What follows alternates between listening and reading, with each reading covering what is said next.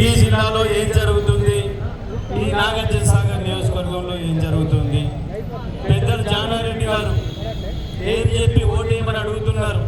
35 ఏళ్ళు నన్ను పోసిండ్రు, ఇప్పుడు నా బరువు నా ఇద్దరు కొడుకులు మోసి మోసి మోసి మోసి మీరు వంగిపోయారు. నేను మీ పైన నిలబడి బ్రహ్మాండంగా ఎత్తెదిగినా నా భుజాల మీద వాళ్ళిద్దరిని పెట్టుకుంటా మమ్మల్ని పోయండి అని వచ్చింది. తప్పు లేదు. ఒకవేళ ప్రజల కొరకు అంత గొప్పగా పనిచేసిన నాయకుడు ఉంటే తర్వాత వాళ్ళని ఆదరిస్తే తప్పేం లేదు, ఉదరడం లేదు. కానీ ఏం పని చేసిండ్రో ఒక్కసారి ఆలోచన చేసి ఓటేయాలి. నిన్న సూర్యాపేటకు వచ్చిండు మొన్న 3 రోజుల కింద పెద్దలు జానారెడ్డి గారు.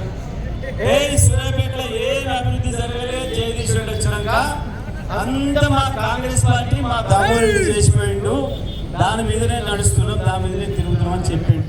తుంగతుర్తిని కూడా కలిపిండు. ఇంకా మహానుభావుడు ఒక్క సూర్యాపేటనే కాదు, తుంగతుర్తిని కూడా కలిపి రెండింటినీ మా దామోరెడ్డి చేసినంత అభివృద్ధి చేయలేదు. ఈ జిల్లాలో అభివృద్ధి జరగలేదు. 10 ఏళ్ళు మంత్రి జగదీష్ రెడ్డి ఎక్కడున్నాడో కనపడలేదు అని చెప్పొచ్చండి. సంతోషం. నేను ఎదురు చూస్తా ఉన్నా, ఎప్పుడు వస్తాయి పలుకులు, చిలక పలుకులు ఆయన నోటి నుంచి ఎదురు చూస్తా ఉన్నా.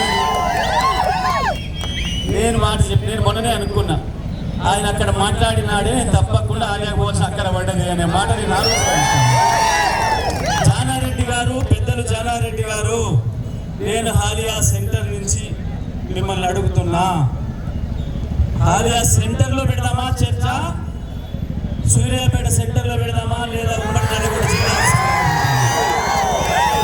17 సంవత్సరాలు మీరు మంత్రిగా ఉన్నారు, నేను 10 సంవత్సరాలే ఉన్నా.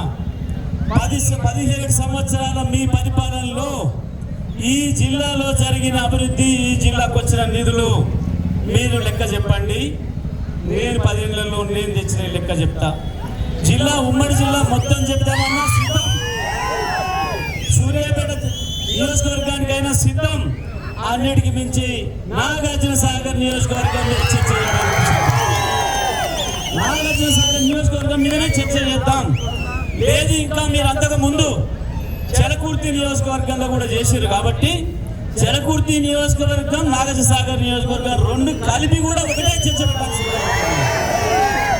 నేను ఒక్క సూర్యాపేట నియోజకవర్గం లెక్క కాదు. ఇక్కడ నేను మంత్రి అయిన తర్వాత, కేసీఆర్ గారు ముఖ్యమంత్రి అయిన తర్వాత చెలకుర్తి నియోజకవర్గానికి మేము తెచ్చిన నిధులను, మేము చేసిన అభివృద్ధి ఏందో, మీరంతకుముందు 17 సంవత్సరాలు కలిపి తెచ్చింది ఎంతో, కనీసం ఒక పావులంతునే అని అడుగుతున్నా. నేను పావులంతు నేను తెచ్చిన దాంట్లో 25% తెచ్చిన వాళ్ళు నిధులు 17 ఏళ్ళు కలిపి.